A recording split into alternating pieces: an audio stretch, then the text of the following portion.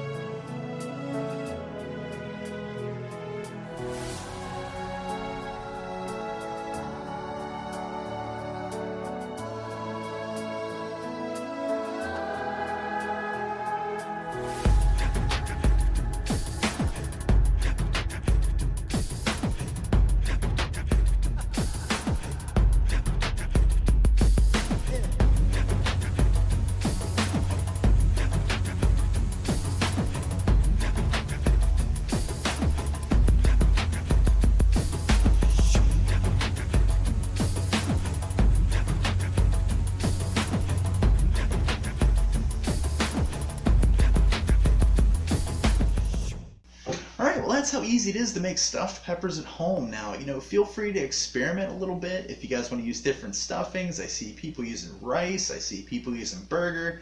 You can go all vegetables if you want, quinoa, whatever you like. But the method is the same. So as long as you keep using the technique I just showed you, you can't lose. Well, that's all I have time for this week. Sorry I didn't get to do 2 to 3 episodes this week, but I was on vacation. I was in scenic Wisconsin, and I, just didn't have the time. But I'll be right back on track next week, where next week via request is going to be eggplant week, where I'm going to show you how to do different appetizers and different meals using eggplant. It's going to be a good one. Catch you guys then.